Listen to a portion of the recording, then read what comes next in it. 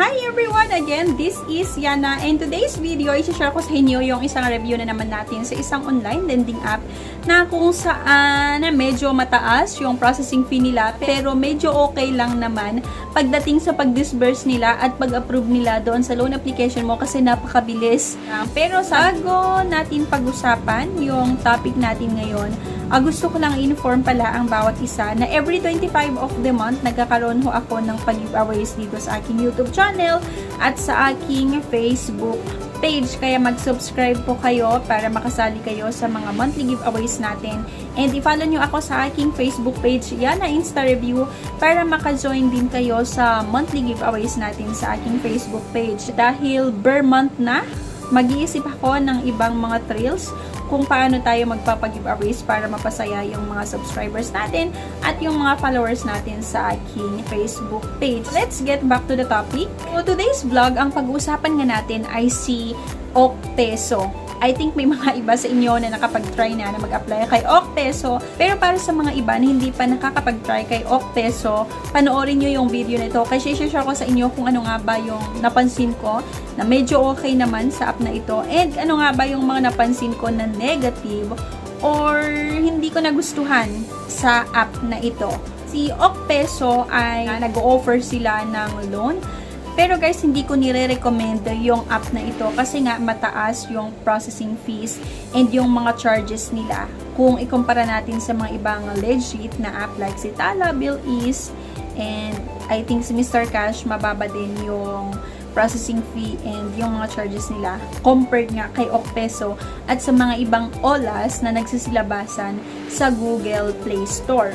Nung nagbabasa ako ng mga reviews kay Okpeso, may mga nagsasabi na napakabilis nga daw yung pag-process nila ng kanilang loan application. Ang isa siguro sa maganda sa app na ito ay yung nagdi-disburse sila sa GCash account. Kasi di ba yung mga ibang online na loan app, via bank account lang sila nagdi-disburse or sa mga padala center. Yun nga, medyo mataas din talaga yung processing fee. Kung mapapansin nyo doon sa Google Play Store, ang daming reviews kay Okpeso kasi nasa 48,000 reviews yung nakalagay doon sa app nila. And then, na-curious lang ako kasi parang medyo mataas yung star na nakalagay doon sa app ni Okpeso sa Google Play Store. And then, nung chinek ko, may nakalagay doon sa app nila na under siya ng Code Block Lending.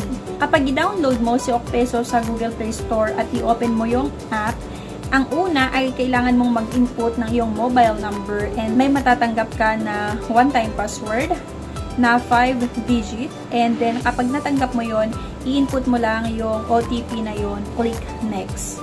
Bago ka makakreate nga ng account mo kay Okpeso, ay makikita mo doon sa app nila na kailangan mo silang i-authorize para i-access yung location, contacts, storage, camera, and phone state. Pagkatapos nun, makikita mo din yung allow Okpeso to access your contacts, to manage phone calls, to access device locations, allow to access photos, media, and other files on your device. And then, kapag nag-agree ka, yung sa mga gusto nilang i-access doon sa phone mo, kapag i-click mo yung next, makikita mo kung magkano yung amount na pwede mong mahiram dito sa app nila. May makikita ka na pwede ka daw makapag-loan hanggang 10,000 pesos. Pero kapag first time mo na mag-loan talaga sa Okpeso or kahit sa mga ibang mga OLAs naman, hindi talaga sila nag-o-offer ng ganong kalaki na amount na pwede nyong mautang sa mga app nila. Just click loan now if you want to continue or if you want to proceed with your application. At kapag na-click mo yung next, makikita mo doon yung personal information na kailangan mong i-fill out at may part doon na kailangan mong ilagay yung Facebook account mo. At dapat din makapag-input ka ng emergency contacts for yung mga personal references natin.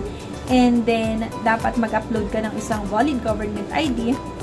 At syempre, kasama na doon yung selfie. And just click next. Kailangan nating mag-input kung saan nyo gustong i-disburse yung loan. It's either sa GCash or yung bank account. Usually talaga, ang nilalagay ng mga borrowers ay via GCash kasi di ba yan yung pinakamabilis. At kapag na-submit mo yung loan application mo, meron kang makikita na loan under review.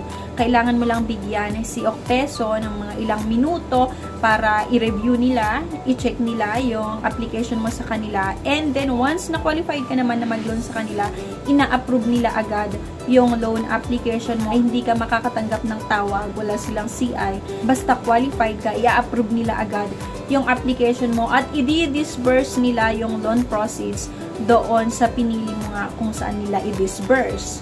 Meron kang makikita doon na credit authorized at doon i-click mo lang yung details. Makikita mo doon sa mo yung loan amount, magkano yung possible na babayaran mo once na naaprubahan yung loan mo sa kanila at syempre makikita mo din yung processing fees, yung mga charges na ide-deduct nila doon sa uutangin mo. At syempre, yung matitira, ayun lang yung ipo-forward nila sa'yo. Tawa, mag-loan ka ng 2,000 pesos. Ang matatanggap mo lang, kung hindi ako nagkakamali, nasa 1,300 to 1,500 pesos. At ang repayment mo after 7 days ay nasa 2,000 nga. Pero kasi, minsan, 6 days pa lang yung loan mo ay nakakatanggap ka na ng iba't ibang mga tawag and yung mga text messages from Okpeso agent na nire-remind ka doon sa utang mo na kailangan mong bayaran. Though hindi naman masama, pero sana kapag mag-send sila ng mga reminders or i-remind ka doon sa utang mo, ay mas maganda sana yung isang beses lang. Pwedeng email, pwedeng text messages, pwede ring calls, pero sana kung hindi matawagan, i-message na lang nila si client kasi mababasa naman ni client yan. Nakakairita lang siguro sa part ng client na hindi mo pa due date, makakatanggap ka na ng iba't ibang mga text messages and calls na kung pwede namang isang beses lang sila mag-remind. Once nag-post due yung account mo kay Okpeso, asahan mo na may mga agent talaga dahil sa gustong magkaroon ng commission ay magme-message sila ng hindi maganda, panakot na rin sa'yo para kailangan mong i-settle yung loan mo. Pero, ayun nga, palagi kong sinasabi sa mga vlogs ko na kung hindi naman talaga natin kailangan, huwag na kayong mag-try. Kung mag-loan lang kayo para pambili ng damit or may nagustuhan na gadgets and nag-loan kayo para lang makabili ng gadgets, huwag nyo nang itry. Pwede tayong mag-loan sa mga OLAs kapag emergency talaga yung panggagamitan natin at na-try nyo na manghiram sa mga relatives or sa mga friends and hindi kayo nakahiram sa kanila or wala din silang maipahiram. Yun, pwede kayong mag-loan sa mga online loan app or sa mga OLA or loan shark. Pero, unahin nyo muna na itry yung mga legit na online lending app kagaya nga ni BillEase, ni Tala. Pwede nyo rin itry si Acom, pero kasi isang araw or mas mahigit yung processing time kay Acom. Kaya kapag emergency talaga na kailangan, mas maganda din talaga sa mga OLAs. Pero yun, try nyo muna yung mga legit, yung mga hindi na mamahiya, yung mga hindi na nanakot or yung mga hindi nanghaharas. Kasi malay mo, di ba, maaprubahan ka. If in case hindi ka talaga naaprubahan, yun yung time na mag-try ka sa mga ibang OLAs na medyo mataas yung processing fee. Si Okpeso din, nagdi-disburse sila anytime naman. Kung wala kang utang sa kahit anong online lending app, please lang wag mo nang itry na mangutang sa mga OLAs or wag mo nang subukan. Kasi once na nag-loan ka at wala ka namang inaasahan na pambayad sa loob ng 7 days, maoobliga ka talaga na mag-loan sa mga ibang OLAs para pambayad dun sa isang naunang utang mo. And then, syempre, kapag wala ka na namang pambayad doon sa pangalawang utang mo and magre-reloan ka ulit ng mas maraming OLAs para mabayaran yung naunang utang mo or yung pangalawang utang mo. Kaya dumami yung mga OLAs na nautangan nyo. Okay? Advice ko lang, wag nyo nang itry talaga na mag-loan sa mga OLAs.